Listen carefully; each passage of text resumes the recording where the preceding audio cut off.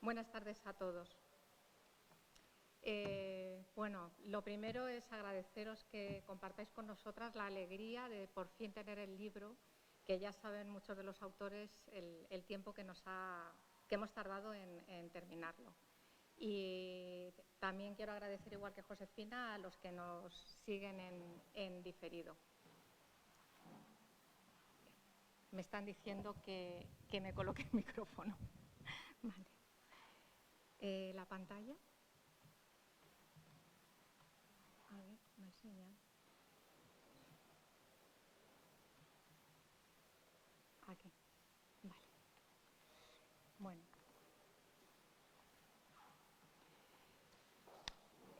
Aquí veis la portada del libro y la relación de autores que hemos colaborado en los 13 capítulos que tiene, 16 autores y 13 capítulos de temas muy, muy variados. Antes de presentaros el libro, quería compartir con vosotros un poco los antecedentes. Este libro es resultado de un proyecto de investigación que ha tratado de conocer las claves de funcionamiento del Museo Nacional de Ciencias Naturales entre la Guerra Civil y mediados de los años 80. En la portada, representando ese periodo, hemos situado dos imágenes que, por un lado, representan el elefante, el periodo justamente anterior a la Guerra Civil,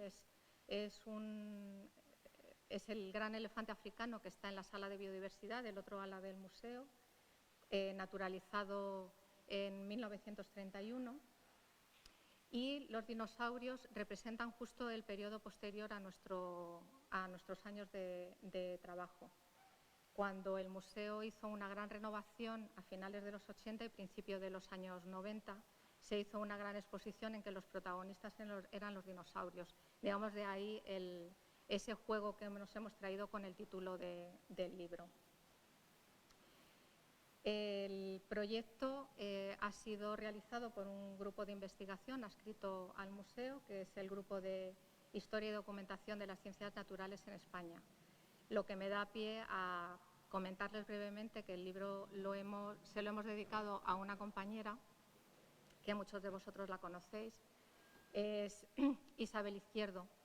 Isabel llegó de Sevilla, de su ciudad natal, en 1977, llegó a Madrid para hacer una tesis sobre unos insectos muy curiosos, un grupo que se llama Inneumónidos, bajo la dirección de Salvador Peris. Pero su beca estaba asociada al Instituto Español de Entomología, que luego saldrá un poquito en esta presentación.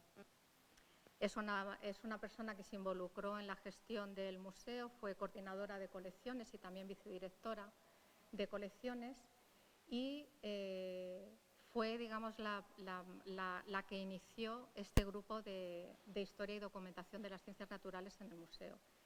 Aquí la veis montando una trampa malés en la Sierra de Guadarrama. Es una trampa que se utiliza para capturar insectos voladores.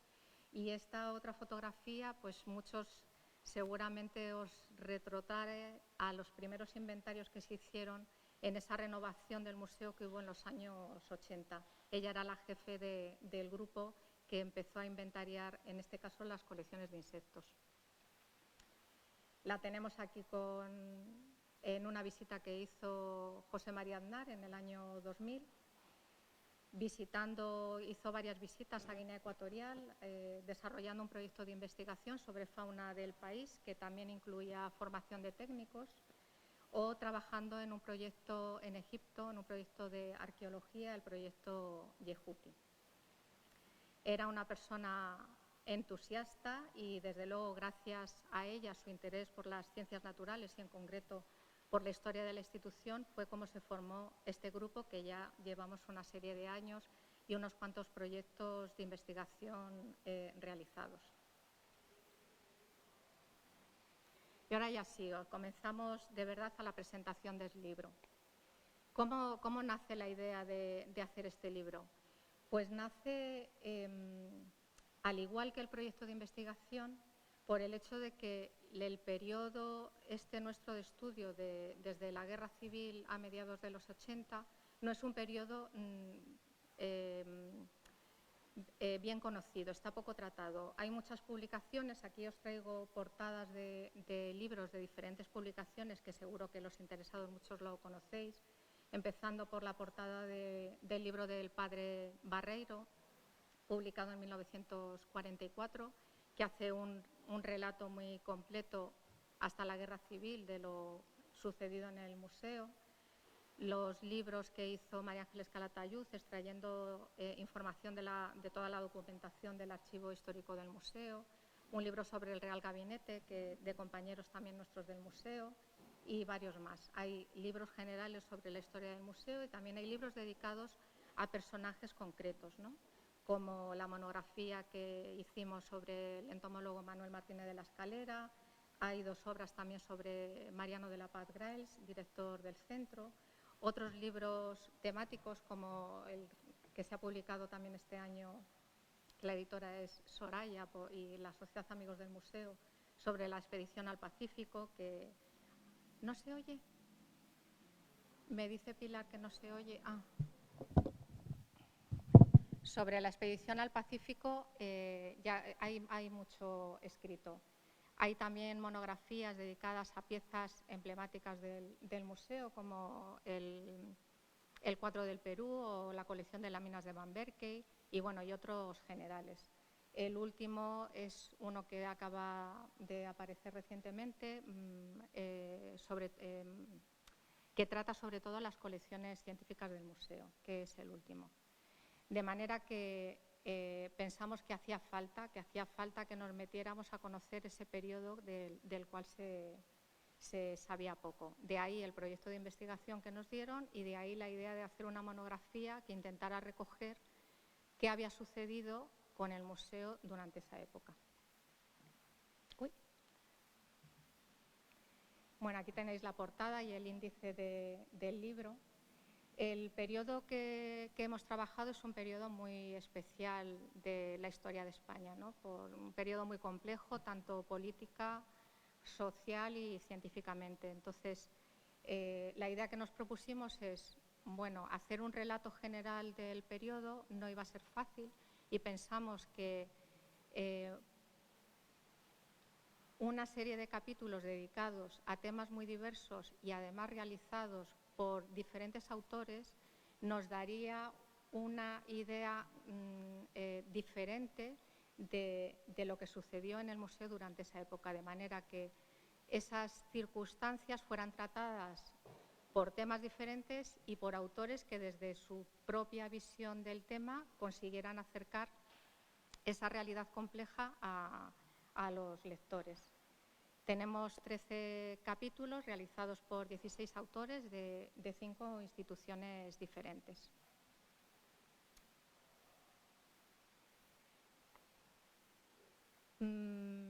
¿Cómo fue el periodo que estamos tratando?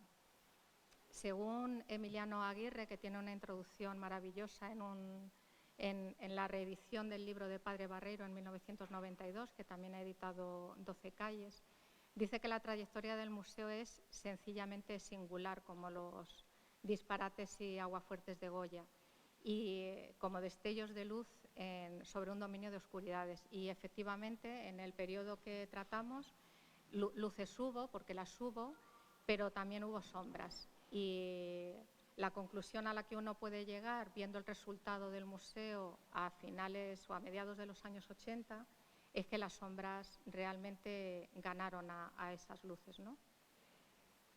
¿Qué falló? Yo les voy a indicar 3 circunstancias que posiblemente hicieron que en ese periodo el museo no se desarrollara como realmente pudo hacerlo. ¿Qué había antes de la Guerra Civil, antes de nuestro periodo de estudio? Pues es un periodo, el primer tercio de siglo, es muy representativo a la figura del director del Museo de Ciencias, el entomólogo Ignacio Bolívar, que fue director de este centro durante casi 40 años. El museo, bueno, ahí tenéis un resumen de de grandes hitos que suceden en esa época. Ignacio Bolívar consiguió, a través de su gestión, hacer del museo un centro emblemático y fuerte en ciencias naturales, tanto en investigación como en colecciones científicas como exposiciones. Y era un museo que se podía codear con los grandes museos de ciencias naturales de la época. Después de la Guerra Civil y tras unos pocos meses,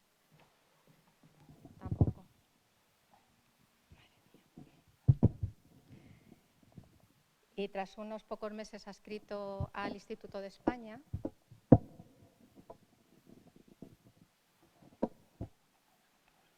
¿no?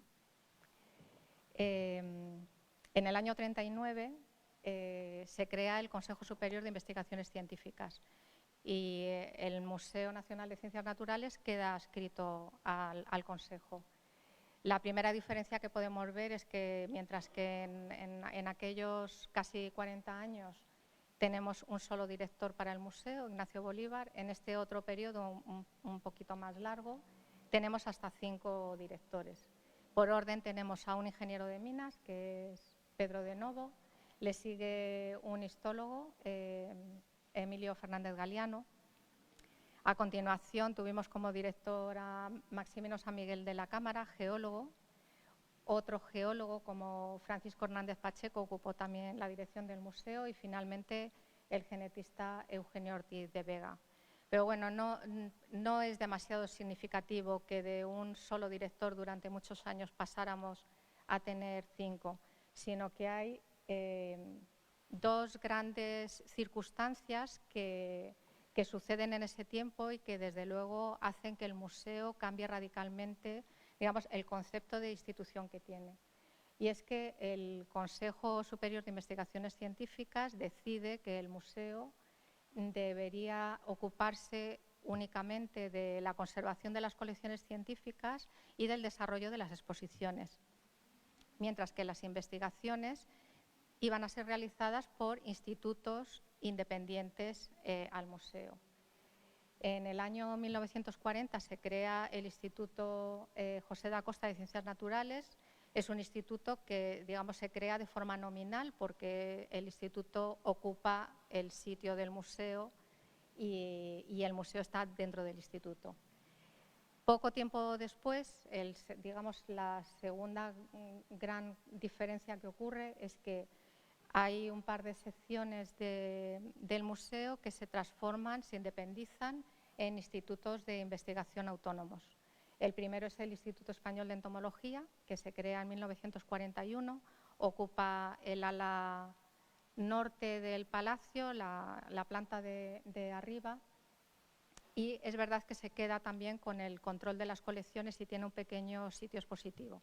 Un poco más tarde se crea primero el Centro de Investigaciones Geológicas Lucar Mayada, que luego pasa a ser a un instituto autónomo.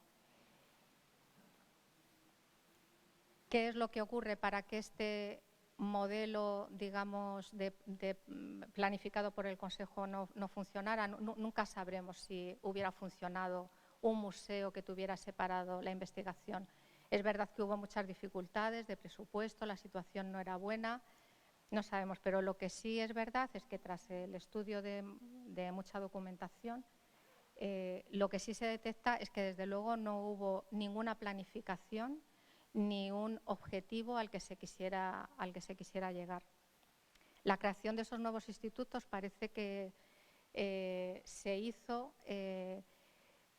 por iniciativas de tipo personal, en el sentido de que bueno, pues había jefes de sección que preferían desarrollar un instituto, digamos, que para ellos, y se genera así, de manera que el crecimiento del museo pues crece de aquella manera, sin ninguna planificación. Junto a esto hay una estructura administrativa inadecuada, en el sentido de que esos institutos y el museo tienen una confusión administrativa muy grande, ¿no? Muchas veces no se sabe dónde empieza uno, dónde acaba el otro, qué actividades son de uno, quién es responsable de qué. Y bueno, como ejemplo, En 1948, Francisco Hernández Pacheco, el geólogo, es al mismo tiempo jefe de 2 secciones diferentes de 2 institutos diferentes, del Instituto José de Acosta y del Lúcar Mallada. O, por ejemplo, durante casi una década, Massimino San Miguel de la Cámara es director del Instituto José de Acosta, del Museo y del Lúcar Mallada, institutos que se supone que tienen trayectorias y objetivos independientes, ¿no? Una frase muy llamativa de José María Albareda, el secretario general del Consejo, pues esa que os he puesto ahí. El Museo de Ciencias se llama José de Acosta. En fin, hay un revolutum que hay que pensar que todos los institutos estaban dentro de este mismo edificio, ¿no? Con lo cual la separación administrativa era en principio complicada. También es verdad que parece que no hay ningún seguimiento del desarrollo de hacia dónde va el museo, ¿no? Parece que nadie se hace cargo.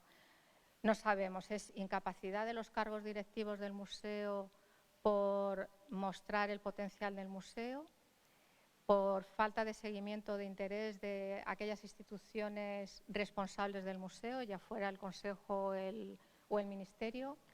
El caso es que el museo llegó a los años 80 pues, en un estado bastante lamentable.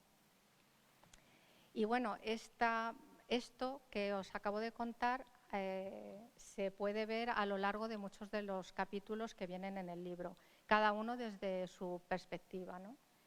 El libro, bueno, después de una pequeña presentación, tiene un prólogo escrito por Enric Trillas, que es el presidente del Consejo que era presidente cuando se hizo la reunificación del museo y aquellas secciones que se habían independizado en institutos se vuelven a reunir y digamos que tenemos el museo actual. Le sigue un capítulo dedicado a la trayectoria del museo, escrito por Andrés Galera, del Instituto de Historia del CSIC, y por mí.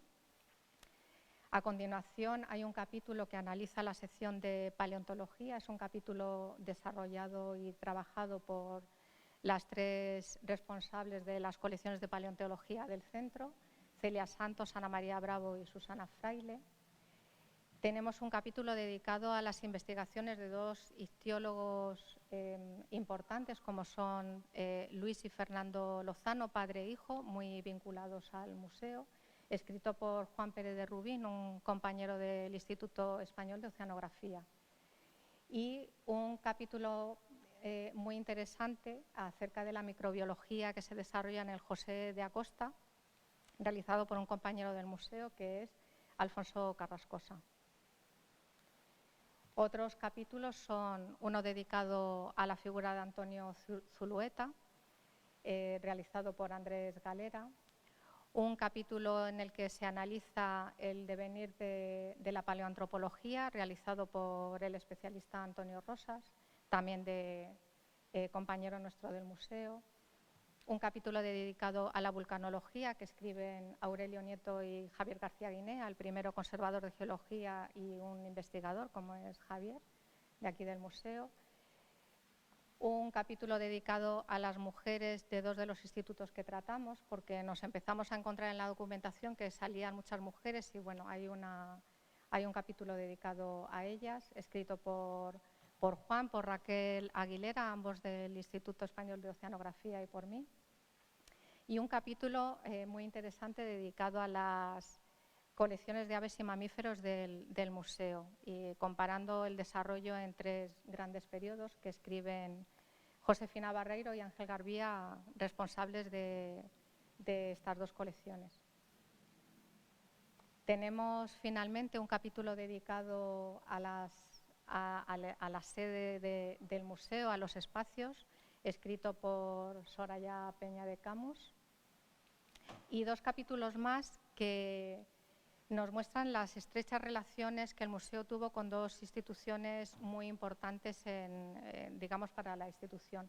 El primero, la relación que el museo tiene con la Universidad Central, ahora Complutense, escrito por Alfredo Baratas, profesor de la Universidad Complutense, y la relación que el museo mantiene con la Real Sociedad Española de Historia Natural, que se ha encargado de él Alberto Gomis de la Universidad de Alcalá de Henares.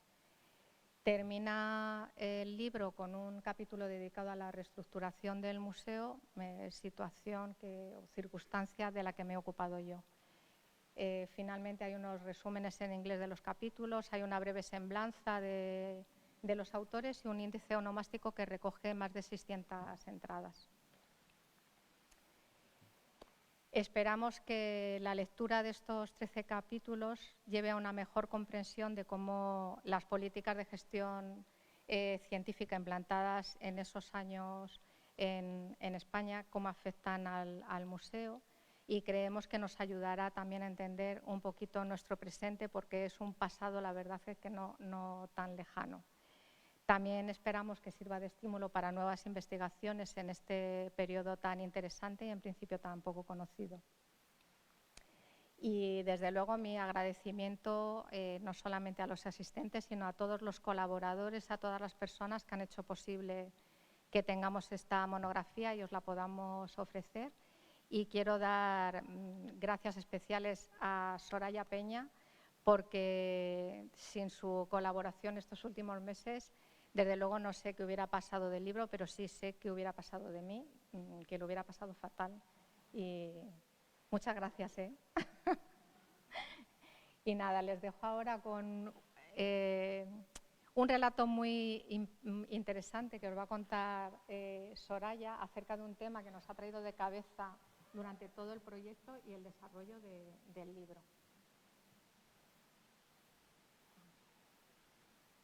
Que no veo, un momentito.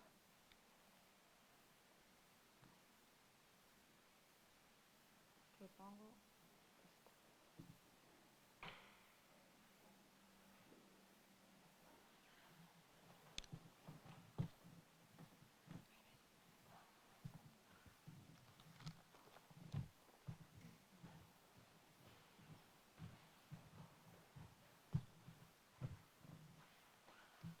Bueno, pues buenas tardes y muchas gracias a todos por estar aquí, también a los que estáis escuchándonos o viéndonos desde casa. En primer lugar, quiero suscribir todo lo que ha dicho Carolina sobre nuestra compañera Isabel Izquierdo y contaros que uno de los problemas que nos encontramos al empezar la investigación fue la ausencia de imágenes del museo en el periodo estudiado, sobre todo comparándolo con el periodo anterior, el periodo de Ignacio Bolívar, en el que estaba todo el más mínimo movimiento, actividad, tanto de exposiciones como de colecciones, como de investigación, despachos, espacios de cualquier tipo, estaba documentado, como por ejemplo vemos aquí y se puede ver en la exposición de biodiversidad sobre el montaje del elefante africano, desde que era un fardo, la piel se encontraba atada en un fardo, hasta que se monta en el botánico, los dibujos, las esculturas de escayola, la travesía a través de la Castellana hasta llegar al museo, todo perfectamente documentado.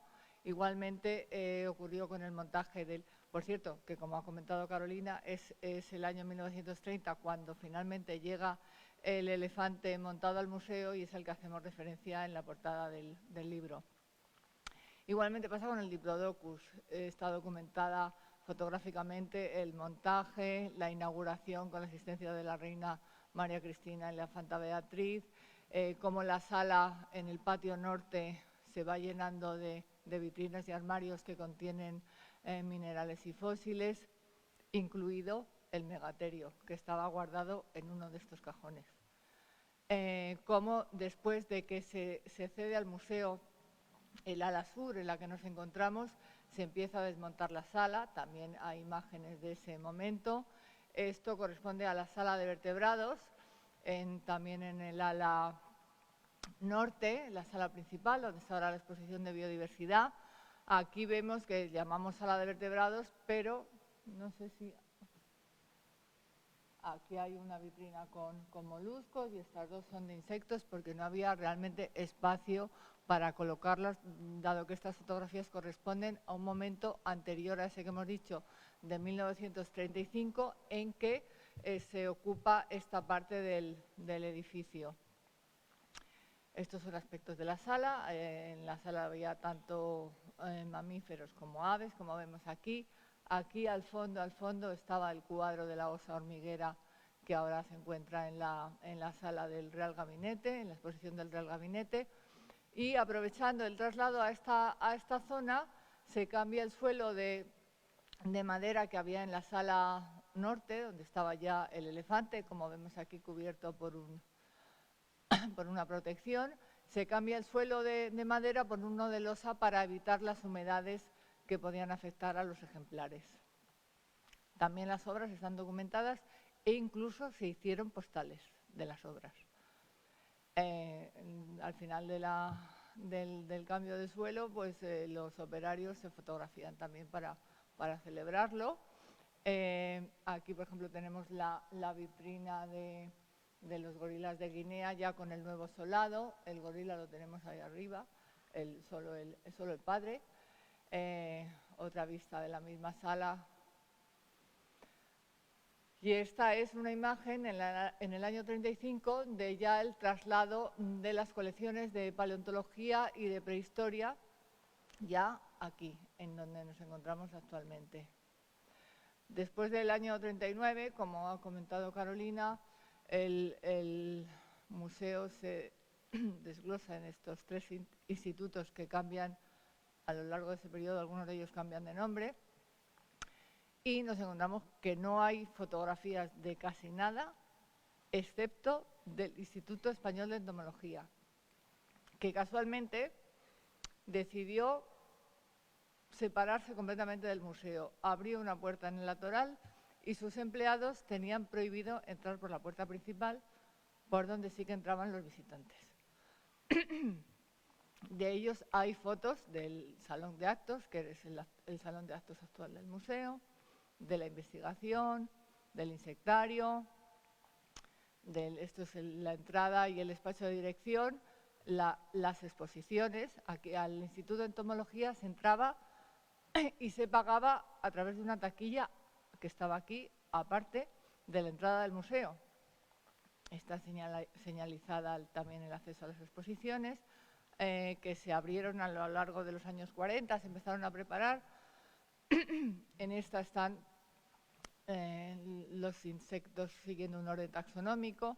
Aquí lo que se representan imitando lo que había en el Museo de Nueva York en la época, dioramas donde se sitúan a los insectos en su hábitat natural. Aquí es un detalle, o sea, era una exposición moderna para la época. Y entonces, bueno, la ausencia de imágenes, pues vamos a convocar un concurso, que es una iniciativa que habíamos visto, pues, por ejemplo, en el Botánico de Coimbra, para que los visitantes que hubieran hecho fotografías en el museo durante esa época, pues nos las enviase. Con ese motivo, pues creamos una página web, hicimos una campaña de prensa, colocamos carteles. Esta es la web para la que utilizamos la obra esa de la sala de zoología. Esta era la web en la que explicábamos los objetivos del proyecto de investigación y por qué realizábamos este concurso. Tuvo una cierta repercusión en prensa. También las sociedades científicas se hicieron eco del certamen. Colocamos carteles en el salón de actos y en diversas partes del museo y de otras instituciones, pero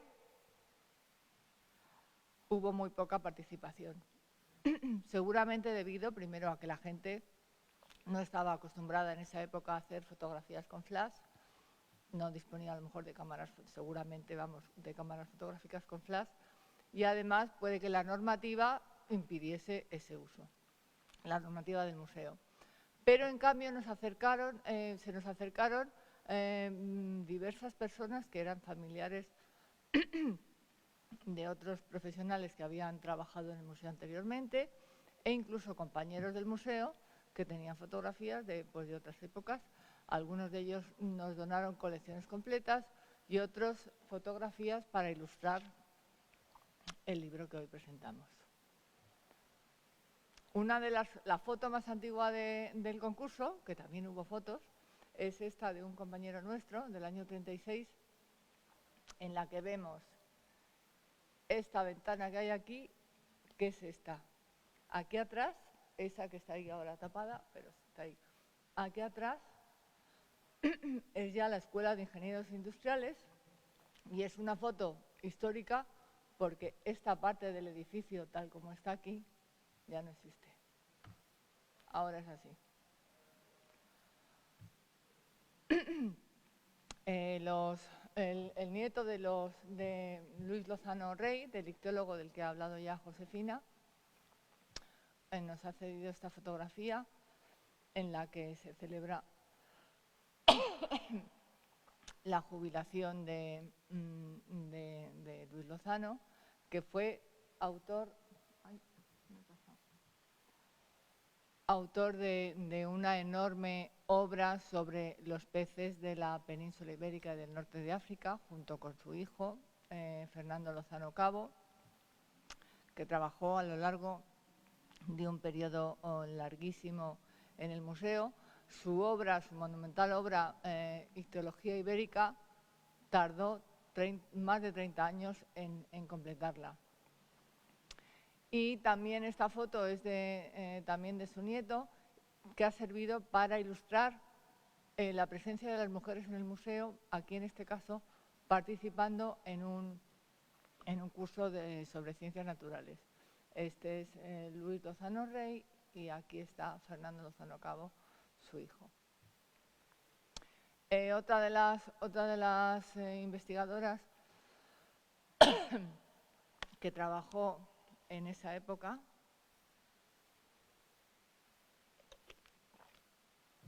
cuya fotografía nos ha sido cedida por un primo de Isabel Rábano, nuestra colega del Museo Geominero, es María Teresa Rodríguez Mellado, que fue paleontóloga de invertebrados y paleobotánica. Entre las donaciones más importantes ha sido la familia Zulueta, la familia de Antonio Zulueta, que fue el auténtico pionero de la genética en España. La donación, las fotos cubren toda su vida profesional, familiar y, bueno, hay que decir que estuvo en el museo desde 1911 hasta su jubilación. Esta es una imagen muy simpática en Santander, vestido de buzo a punto de sumergirse, aquí bajando por esta escalerita que vemos aquí, para realizar submarinismo científico. Esta es una imagen también en la Sorbona, en una clase de botánica. Y aquí ya está en el laboratorio de biología del museo. Él llegó al museo en 1911 como conservador interino y desde 1914 empezó a dar cursos prácticos de biología para, por ejemplo, alumnos que querían ir al extranjero, pensionados por la Junta para Ampliación de Estudios. Y a partir de estos cursos prácticos de biología, pues se desarrolló el laboratorio de biología, donde él investigando sobre la herencia de los caracteres de un escarabajo, Philodecta variabilis, descubrió que los cromosomas sí tienen genes. Descubrió y demostró. Eso fue en 1925. En 1930 pasó una estancia en la universidad en el Institute of Technology de la Universidad de California, junto a Thomas Morgan, que ese sí que fue el pionero de la genética mundial. Aquí conoció a Dozansky, que fue amigo suyo durante toda la vida. Y aquí le vemos en un congreso también en Estados Unidos, al lado de Haldane, que también fue otro ilustre genetista europeo. Este es Antonio de Zulueta. Haldane visitó a Antonio de Zulueta en el museo en el año 1937 y se quedó tan impresionado de que seguía trabajando cuando caían bombas por todas partes que lo publicó en la revista Nature. Llegó a España y están trabajando como locos. En esta época el personal del museo se desplazó a Valencia, incluido el equipo directivo, y Antonio de Zulueta se quedó como director provisional o accidental, como es denominado en otras ocasiones, y con la obligación y el deber de proteger las colecciones del museo.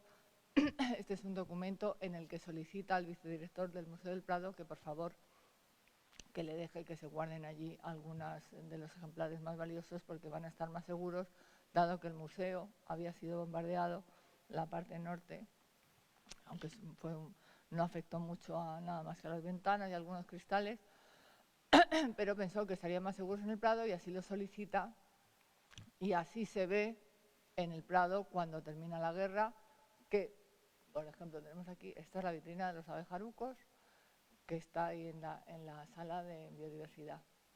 Después de la guerra sufrió un proceso de depuración y, por ejemplo, uno de los cargos de los que se le acusaba es haber sido director del museo.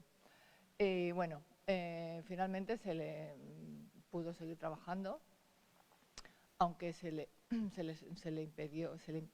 impedía que ostentase cargos directivos o de confianza. Siguió trabajando, pero el apoyo y la falta de fondos pues impidió que su investigación tuviera el nivel que había alcanzado en tiempos pasados, cuando hemos visto que se rodeaba con la crème de la crème de la genética mundial, que por supuesto reconocieron y difundieron su trabajo. Aquí finalmente le vemos ya jubilado en un congreso rodeado de ingenieros agrónomos. Otra de las donaciones que hemos recibido ha sido la de la familia Ortiz. Eugenio Ortiz de Vega fue director del museo entre 1970 y 1984, también era genetista, y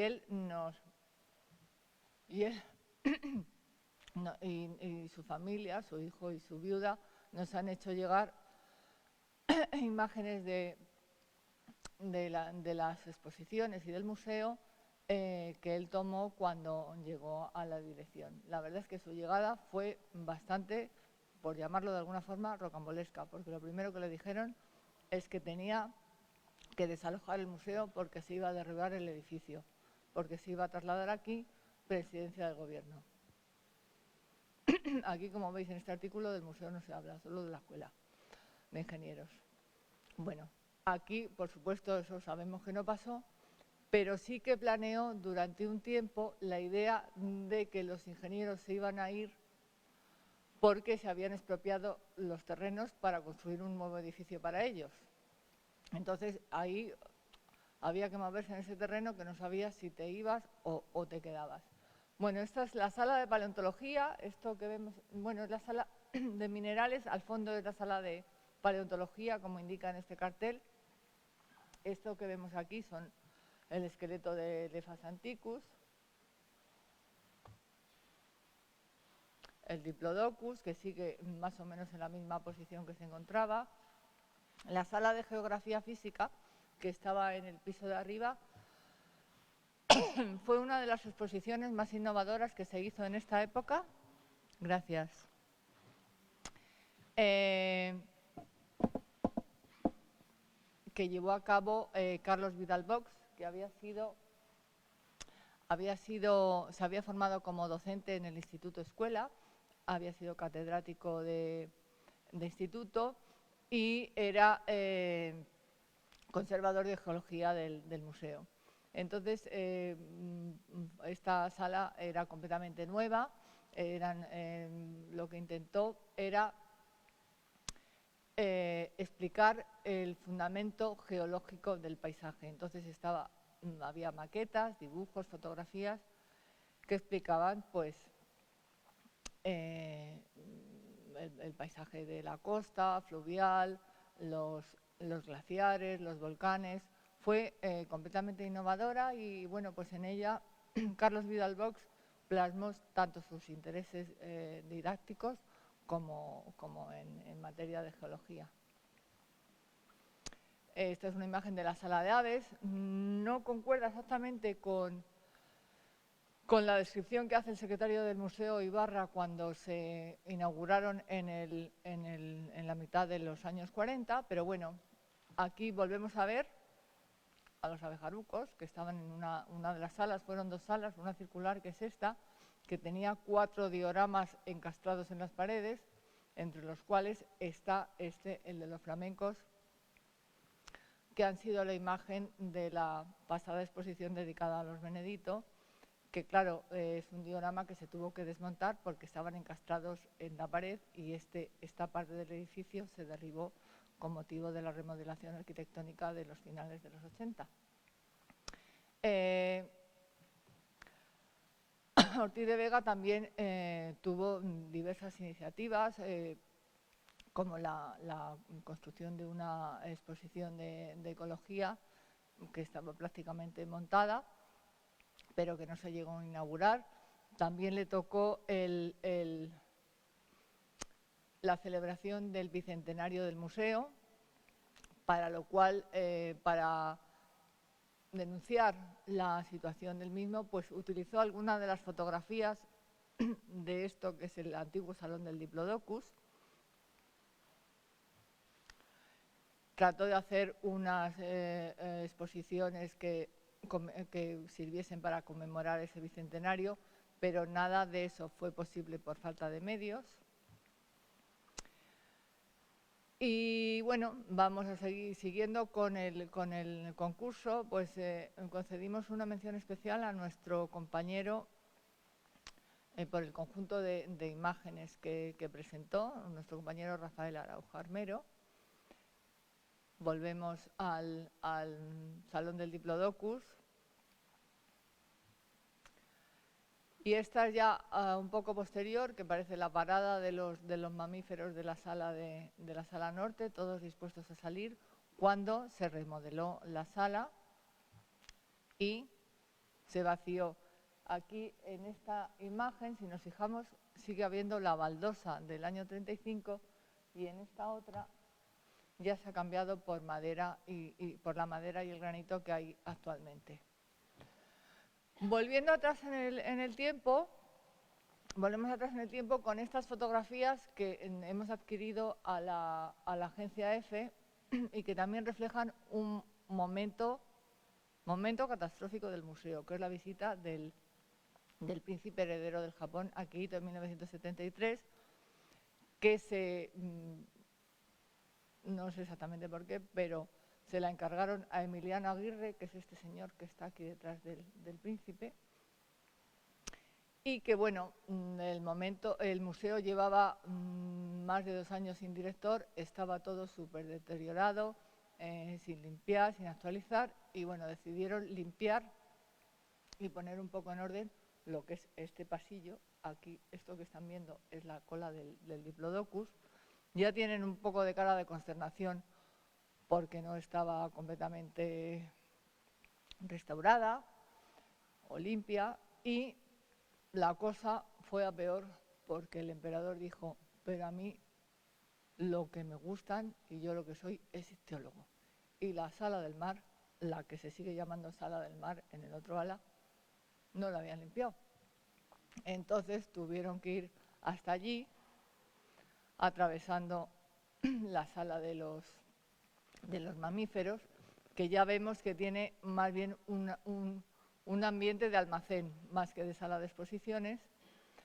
Y bueno, llegaron a la sala del mar, que estaba todo pues muy mal, además con el infortunio que la presidía un gran cangrejo del Japón. Pero lo que quiero decir es que es la espinita que tenemos clavada. No tenemos imágenes de la sala del mar, ni se han conseguido, ni en la agencia EFE, ni en ninguna parte. Así que desde aquí lanzo un llamamiento por si alguien tiene imágenes de la sala del mar de esa época, que estamos dispuestas a recibirlas. Bueno, esta visita provocó un informe que realizó Emiliano Aguirre, que acudió a todos al ministro de Educación, al ministro de Asuntos Exteriores, al vicepresidente de Gobierno, y puede que ese informe pues condujese al nombramiento de Eugenio Ortiz de Vega como director para intentar modernizar la investigación y el museo en general. En 1985, Emiliano Aguirre es nombrado director del museo, director interino, que él siempre lo dice. Durante el año y medio que estuvo como director hizo un completo inventario de todo lo que de ejemplares que contenían exposiciones, colecciones, restauración de piezas tanto de las unas como de las otras, desinsectación, un plan director que abarcaba cinco años, presupuestos, recuperó colecciones que habían sido expoliadas, como la colección Van Berke del siglo XVIII o diversas bibliotecas, y realizó algunas de las fotos, como esta, que corresponde a la base del famoso Elefas, que estaba lleno de grafitis. O estas otras piezas que se encontraban desmontadas porque se había pintado la sala en un momento dado y no se habían vuelto a colocar. Bueno, y para terminar, y haciendo honor al lugar en el que nos encontramos, y de una forma un poquito más alegre, voy a mostrar unas imágenes del megaterio, el ejemplar seguramente más importante del museo, empezando por el megaterio en el palacio donde se encuentra el Palacio Goyeneche, donde se encuentra ahora la Real Academia de Bellas Artes de San Fernando. En el año 1892, que no sabía que le quedaban 3 años de estar ahí, porque en el 95 se desalojó el museo y se trasladó a los bajos del Palacio de Bibliotecas y Museos, lo que ahora es la Biblioteca Nacional. Y aquí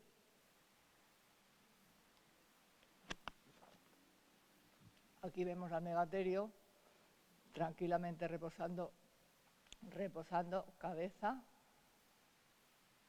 y vértebras, reposando en una mesa en la sala de aves, y como he dicho antes, durante el periodo que hemos estado hablando, o sea, desde 1895 hasta 1951, no sé, estuvo guardado en un armario. En este caso fue también, casualmente, Carlos Vidal Box, el encargado del montaje. Como vemos, está situado perpendicularmente al Diplodocus, o sea, ocuparía más o menos la posición que ocupa en este momento esta mesa. Él se encargó de montarlo y de construir el armazón que necesitaba, porque el original se había perdido entre traslados y desmontajes. Y finalmente, pues en un documental de Nodo, en el que se ilustraba la presentación de Elefas Antiquus, que ellos llaman Elefan, en el Nodo, pues vemos que el megaterio se ha colocado en la posición que ocupa ya actualmente, y que era la misma que tenía en el año 1981, con esta fotografía, como vemos en esta fotografía, que ganó el primer premio de nuestro concurso por haberse fijado en el ejemplar más importante y por informarnos acerca de cuál era su posición y su estado de conservación.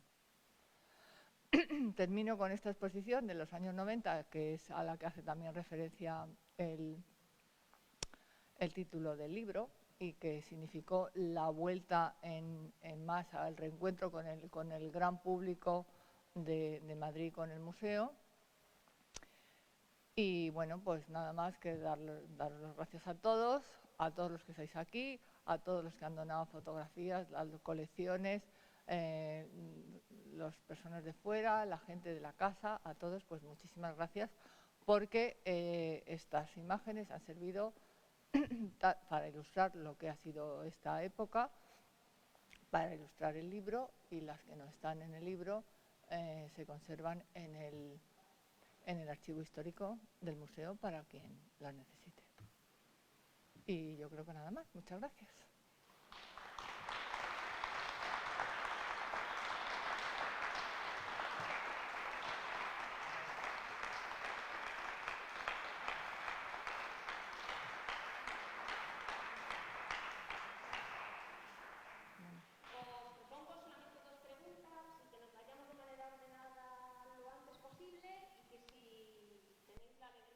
encontraros con muchos colegas que hace tiempo que no veis, les saludemos mejor desde fuera.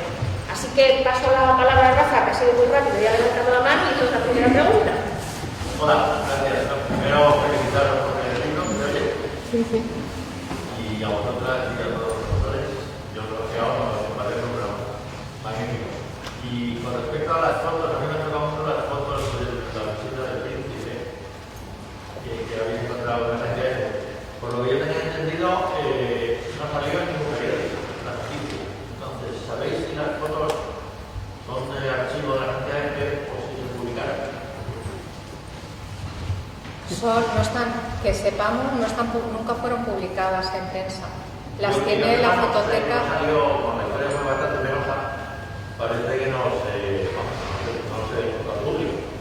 No, la visita del príncipe al museo no se publicitó en prensa porque fue una visita privada. No estaba dentro de la visita oficial que hizo. Pero como dice Soraya, fue una visita que creemos muy importante para el museo. Está relatada, a ver, os voy a contar que una de las cosas creemos más bonitas que ha tenido el proyecto es que hemos hecho entrevistas grabadas a muchos compañeros del centro, a gente que lleva aquí mucho tiempo, y esa visita nos la ha relatado personas que la vivieron. Llamaron un día desde el ministerio diciendo: el príncipe quiere visitar el museo. Pues bueno, entonces ¿qué hacemos? Rápidamente limpiaron esta parte de paleontología y se vinieron todos los jefes de sección, Alvarado, Bernis, Emiliano Aguirre, a hacer la visita con el príncipe, ¿no? Y es verdad que no sale en prensa y te pones a buscar y esa visita es como que nunca se hizo. Pero bueno, intentando conseguir fotografías de la época, pues miramos, caemos en la fototeca de EFE y las encontramos, vamos, que nos dio un alegrón porque es una visita muy importante para el museo. Falta la sala del mar. Falta la sala del mar, sí. Que debió ser el mayor bochorno de todos. Sí, cuentan que una vez que él hizo la visita por el pasillito que habían limpiado, donde habían acrecentado las vitrinas, él dice: no, pero a mí es que lo que me interesa son los peces. Entonces, claro, se lo tuvieron que llevar a la otra parte y todo el mundo abochornado de lo que allí encontró, ¿no? Escribió Emiliano Aguirre un informe y es posible que ese informe removiera a las autoridades estas que en principio eran responsables del estado del museo, y fue cuando al poco tiempo, estos años 73, en el 75 nombran a Eugenio Ortiz director del museo, y pasa también de haber tenido directores que eran catedráticos de universidad a Eugenio Ortiz, que es el primer director que es efectivamente un investigador del Consejo. Y ahí hay un gran cambio. Pero bueno, la idea que os queríamos comentar es la gran ausencia de imágenes de este periodo, que nos ha llamado siempre mucho la atención y que hemos intentado conseguirlas como hemos podido. Y bueno, seguramente tuvo que ver con el desorden administrativo y organizativo que tenía el museo al estar con tantas divisiones y esa confusión que había de personal y de todo tipo. Josefina.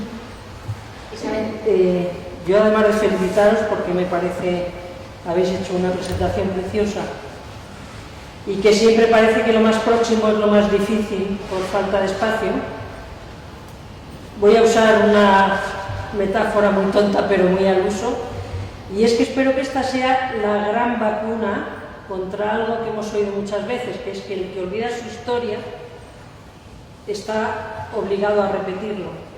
Y entonces, este periodo tan convulso que vosotros presentáis, yo espero que sea para no olvidar que tenemos que así seguir para arriba.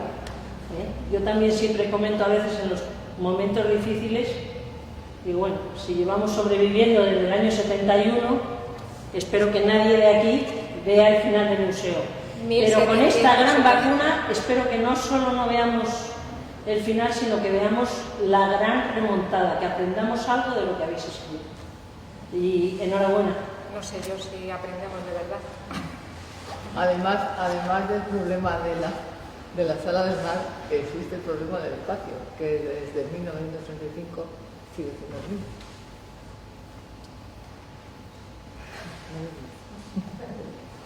Bueno, muchísimas gracias a todos por venir. Recordaros que si os habéis quedado con ganas de saber más cosas de todas las historias que se recogen en este libro, hemos organizado un ciclo de conferencias que se van a desarrollar en octubre. Ahí tenéis los 3 títulos y que como seguimos teniendo muchísimas limitaciones de espacio por preservar lo mejor la salud de todos los que asistimos, es necesario la inscripción si estáis interesados en venir presencialmente y que vamos a contar con la retransmisión de las mismas. Muchas gracias por venir y espero que nos veamos pronto de otra forma.